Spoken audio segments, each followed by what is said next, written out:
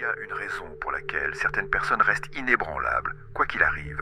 Le monde leur envoie du chaos, les gens les insultent, leurs plans s'effondrent, les échecs s'enchaînent. Et pourtant, elles restent immobiles, comme si la tempête ne les atteignait pas. Que savent-elles que vous ignorez? La plupart des gens traversent la vie en réagissant à tout. Quelqu'un leur coupe la route. C'est la colère immédiate. Un collègue fait une remarque passive-agressive. Leur humeur est ruinée. Un inconnu leur lance un regard étrange. Le doute s'installe. Mais que se passerait-il si vous pouviez vous libérer de tout cela? Si plus rien, ni une personne, ni une situation, ni une force extérieure, n'avait le pouvoir de vous affecter? Carl Jung pensait que la plupart des gens sont prisonniers de leurs propres réactions. Ils ont l'impression que le monde leur fait subir des choses, alors qu'en réalité, ils ne font que refléter ce qu'ils n'ont pas encore maîtrisé en eux-mêmes. Voici la vérité. Rien ne peut vous atteindre à moins de trouver en vous un point d'accroche. Si quelqu'un vous traite d'idiot et que cela vous met en colère, c'est parce qu'une part de vous craint que ce soit vrai. Si quelqu'un vous ignore et que cela vous blesse, c'est parce qu'une part de vous cherche encore une validation extérieure. C'est pourquoi deux personnes peuvent vivre exactement la même situation et réagir de manière totalement différente. Ce n'est jamais ce qui arrive qui compte, mais ce qui se passe en vous. Jung appelait cela le travail de l'ombre. Un processus qui consiste à rendre conscient l'inconscient, à comprendre que chaque irritation, chaque frustration, chaque déclencheur émotionnel est en réalité un message intérieur. La plupart des gens fuient ces déclencheurs. Ils essaient de les faire taire, de les ignorer, de blâmer le monde pour ce qu'ils ressentent. Mais ceux qui s'éveillent réellement découvrent quelque chose de révolutionnaire. Le monde extérieur n'est rien d'autre qu'un reflet de votre monde intérieur. Et dès l'instant où vous comprenez cela, vous débloquez quelque chose de puissant, la capacité de contrôler votre réalité en vous maîtrisant vous-même. Mais voici le problème. La plupart des gens ne veulent pas entendre ça. Ils préfèrent croire que leur patron, leur ex, leurs circonstances ou même la malchance sont responsables de leur souffrance. Il est plus facile de penser que la vie est injuste que d'admettre que c'est vous qui donnez du pouvoir à tout ce qui vous affecte. Mais pour ceux qui osent regarder en profondeur, qui acceptent d'arrêter de blâmer et commencent à observer, un tout nouveau niveau de liberté devient possible. Et le meilleur dans tout ça, une fois que vous cessez de réagir, vous cessez d'être contrôlé. Vous n'avez plus besoin d'éviter les personnes négatives. Vous n'avez plus besoin de chercher à contrôler les situations. Vous devenez simplement immunisé, pas détaché, pas insensible, mais totalement inatteignable. L'illusion du contrôle et la liberté du lâcher-prise. La plupart des gens passent leur vie entière à essayer de maîtriser ce qu'ils n'ont jamais été censés contrôler. Ils veulent être appréciés, ils veulent que la vie soit prévisible, ils veulent que tout se déroule comme ils l'ont prévu. Et quand ce n'est pas le cas, ils souffrent. Ils se mettent en colère quand on leur manque de respect. Ils se sentent trahis quand la vie ne suit pas leur plan. Ils prennent tout personnellement comme si l'univers les avait choisis pour une épreuve cruelle. Mais voici la vérité. Rien dans ce monde n'est réellement sous votre contrôle, à une exception près. Votre perception. Carl Jung avait compris ce que la plupart des gens ignorent. Le monde extérieur est neutre. Il n'est ni bon ni mauvais, ni bienveillant ni cruel. Il est simplement ce qu'il est. La seule chose qui le rend positif ou négatif, c'est le filtre à travers lequel vous le regardez. Réfléchissez-y. Deux personnes peuvent traverser exactement la même épreuve, une rupture, une perte financière, un échec. L'une s'effondre et s'autodétruit, persuadée d'avoir tout perdu. L'autre y voit une leçon, une opportunité de grandir, un chemin vers quelque chose de meilleur. La différence, leur perception. Carl Jung a dit un jour « Jusqu'à ce que vous rendiez l'inconscient conscient, il dirigera votre vie et vous l'appellerez le destin. » Cela signifie que tant que vous n'avez pas pris conscience des histoires que vous vous racontez, sur les autres, sur la réussite, sur votre propre valeur, vous continuerez à réagir aveuglément, en croyant que la vie vous arrive au lieu de comprendre qu'elle arrive à travers vous. Et c'est là que tout devient intéressant. Plus vous essayez de contrôler le monde extérieur, plus vous lui donnez du pouvoir sur vous. Le moment où vous avez besoin que quelqu'un vous respecte, il détient un pouvoir sur vous. Le moment où vous avez besoin qu'une situation se déroule d'une certaine manière, elle vous contrôle. Le moment où vous avez besoin que la vie soit juste, vous vous exposez à la déception. Mais dès que vous lâchez cette illusion de contrôle, tout change. Soudain, vous êtes libre. Libre du besoin d'approbation, libre de la peur de l'échec, libre de cet épuisant combat pour forcer le monde à se conformer à vos attentes. Réfléchissez-y. Les personnes véritablement inébranlables ne sont pas celles qui contrôlent tout. Ce sont celles qui se maîtrisent elles-mêmes. celle qui reste calme dans la tempête, imperturbable face au chaos, indifférente aux insultes, intrépide face à l'incertitude. Elles savent quelque chose que la plupart ignorent. Le contrôle est une illusion. Et au moment où vous cessez de courir après le contrôle, vous devenez véritablement puissant. Voici le paradoxe. Quand vous arrêtez d'avoir besoin que les choses aillent dans votre sens, elles le font souvent d'elles-mêmes. Quand vous cessez de craindre le regard des autres, vous devenez naturellement plus confiant. Quand vous arrêtez de poursuivre le succès avec désespoir, les opportunités commencent à apparaître sans effort. Quand vous cessez de résister à la vie et que vous commencez à vous laisser porter par son flux, tout semble s'aligner parfaitement. Et ce n'est pas qu'une question de philosophie, c'est aussi de la neuroscience. Des études en psychologie cognitive montrent que plus nous cherchons à contrôler quelque chose, une personne, un résultat ou même nos propres pensées, plus nous créons de la résistance. C'est pourquoi ceux qui désespèrent d'être aimés finissent par repousser l'amour. Ceux qui ont peur de l'échec finissent par se saboter eux-mêmes. Ceux qui s'accrochent au contrôle sont souvent ceux qui se sentent les plus impuissants. Alors, posez-vous la question.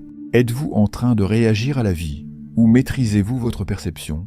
Car une fois que vous comprenez que rien à l'extérieur de vous n'a de pouvoir sur vous, la vie commence à ressembler à un tout autre jeu. L'esprit intouchable. Comment rester inébranlable face à tout? Imaginez une scène. Vous marchez tranquillement dans la rue, perdu dans vos pensées. Soudain, quelqu'un vous lance une insulte. Peut-être vous traite-t-il d'idiot ou vous dit-il que vous n'arriverez jamais à rien. Maintenant, posez-vous un instant. Que se passe-t-il en vous à cet instant? La plupart des gens réagiraient instinctivement, soit en se défendant, soit en se sentant blessés. Leurs émotions prennent le contrôle avant même qu'ils aient le temps de réfléchir. Leur rythme cardiaque s'accélère, la colère monte, ou bien ils rejouent l'insulte en boucle dans leur esprit, alimentant leur frustration. Mais maintenant, imaginez une autre réponse. Absolument rien. Aucune réaction. Aucune montée émotionnelle, juste une prise de conscience calme. Cela n'a rien à voir avec moi. C'est ce que les stoïciens, les maîtres zen et même Carl Jung avaient compris profondément. Rien d'extérieur à vous n'a le pouvoir de vous troubler, à moins que vous ne lui donniez la permission. Mais allons plus loin. Pourquoi la plupart des gens sont-ils affectés? Parce qu'ils s'identifient à un faux moi, une construction mentale fragile basée sur les opinions des autres, la validation extérieure et l'attachement aux résultats. C'est pour cela qu'ils réagissent si violemment quand ils se sentent attaqués. Ce n'est pas juste une insulte, c'est une menace pour leur identité. Jung parlait du moi de l'ombre, cette partie cachée de notre psyché, où se logent toutes nos peurs, insécurités et blessures non résolues. Lorsqu'une personne déclenche une réaction émotionnelle en nous, elle ne crée pas la douleur, elle révèle une douleur qui était déjà là. Réfléchissez-y. Si vous étiez en paix avec vous-même, l'insulte d'un inconnu n'aurait aucun impact. Ce serait comme crier sur une montagne. L'écho revient, mais la montagne ne bouge pas. La vraie question est donc, pourquoi réagissez-vous? Si quelqu'un vous traite de raté, cela vous touche-t-il parce qu'au fond, vous craignez que ce soit vrai? Si quelqu'un vous manque de respect, cela vous met-il en rage parce que vous avez un besoin profond de reconnaissance? Si les choses ne se passent pas comme prévu, perdez-vous pied parce que vous êtes attaché à un résultat précis? Le problème, ce n'est pas le monde. Le problème, c'est la façon dont vous vous percevez. La véritable puissance ne réside pas dans le fait de faire taire le monde, d'éviter les critiques ou d'éliminer les problèmes. Elle réside dans le développement d'un esprit inébranlable, un esprit qui n'a pas besoin de validation extérieure. Un esprit qui ne s'effondre pas face aux obstacles. Un esprit qui comprend que tout contrôle commence et se termine par la perception. Ce n'est pas juste de la philosophie, c'est du conditionnement psychologique. Des études montrent que la réactivité émotionnelle est une habitude. Le cerveau développe des chemins neuronaux qui renforcent les réactions. Plus vous laissez le monde extérieur contrôler vos émotions, plus ces réactions deviennent automatiques. Mais voici la bonne nouvelle. Vous pouvez reprogrammer votre cerveau. Les neuroscientifiques ont découvert que grâce à la pleine conscience, au recadrage cognitif et à l'exposition au malaise, vous pouvez littéralement entraîner votre cerveau à être moins réactif. Avec le temps, les insultes cessent de vous affecter. Les échecs ne vous définissent plus. L'incertitude ne vous effraie plus. À ce moment-là, vous devenez intouchable. Non pas parce que le monde a changé, mais parce que vous avez changé. Il y a quelque chose d'étrange dans la nature humaine. Les gens croient qu'ils réagissent au monde, mais en réalité, ils réagissent à eux-mêmes. Quand quelqu'un vous insulte, Les mots plantent comme une lame. Mais posez-vous un instant. Où ressentez-vous réellement la douleur? Elle ne se trouve pas dans les mots eux-mêmes, mais dans le sens que vous leur donnez, dans les blessures cachées qu'ils réveillent, dans les histoires que vous portez inconsciemment depuis des années. Carl Jung l'avait bien compris. Il disait « Tout ce qui nous irrite chez les autres peut nous mener à une meilleure compréhension de nous-mêmes. C'est une vérité brutale que la plupart des gens ne veulent pas entendre. Rien à l'extérieur de vous n'a de pouvoir sur vous, à moins que vous ne lui en donniez. Imaginez un miroir. Si votre reflet fronçait soudainement les sourcils, vous ne vous énerveriez pas contre le miroir. Vous comprendriez simplement qu'il ne fait que refléter ce que vous faites. Pourtant, lorsque la vie agit comme un miroir, lorsque les autres provoquent en nous des émotions, nous réagissons comme si c'était le miroir qui était responsable. Nous pointons du doigt, nous exigeons que les autres changent, plutôt que de comprendre que le monde extérieur n'est que le reflet de notre monde intérieur. La vraie question est, pourquoi donnons-nous autant de pouvoir à ce qui est extérieur à nous? La raison est simple, l'attachement. Si votre identité est liée aux opinions des autres, vous serez esclave de leur validation. Si elle est attachée à un résultat précis, vous serez victime de l'inattendu. Si elle dépend de ce qui vous entoure, vous serez toujours à la merci des circonstances. Mais, et si vous arrêtiez de jouer à ce jeu? Et si, au lieu de réagir, vous deveniez celui qui observe? Détachement ne signifie pas absence d'émotion. Cela signifie être intouchable. C'est comprendre que vous n'êtes pas vos émotions. Vous êtes la conscience qui les observe. Pensez à une tempête. Elle gronde, la foudre éclate, le vent hurle.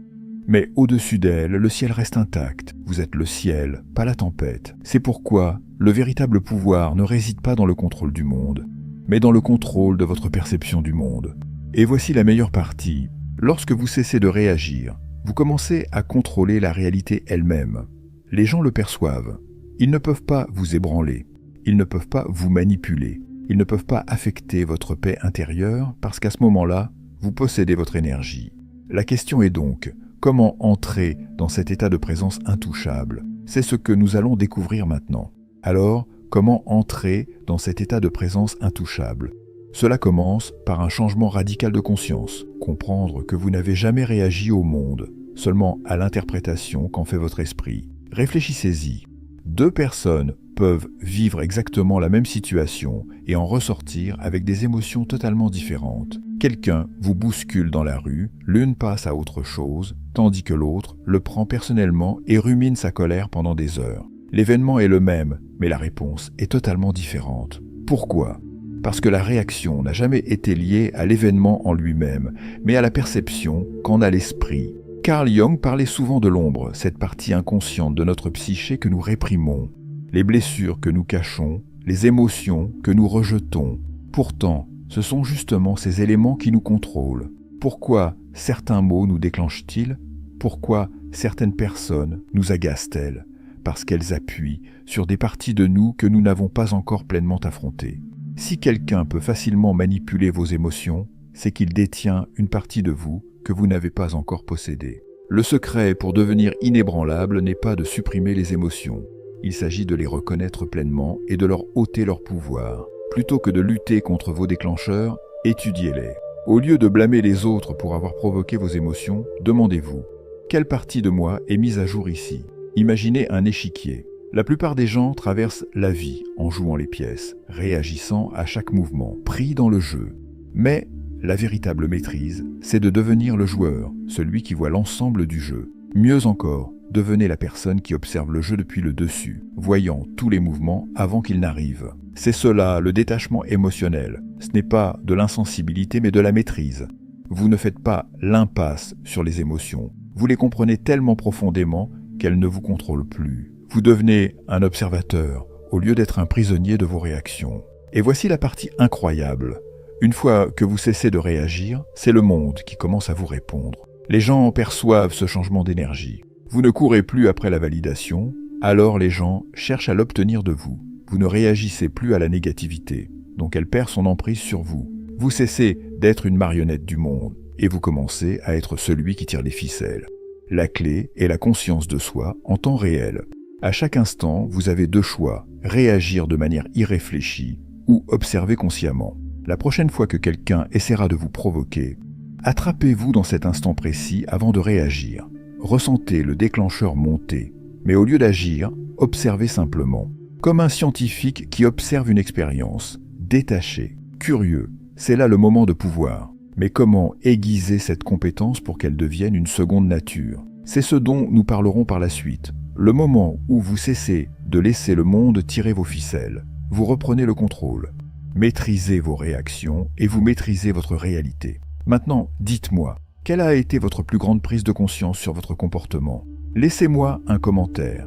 Et si vous êtes prêt à élargir votre esprit, alors abonnez-vous pour ne rien manquer de ce qui arrivera par la suite. Rendez-vous dans la prochaine vidéo.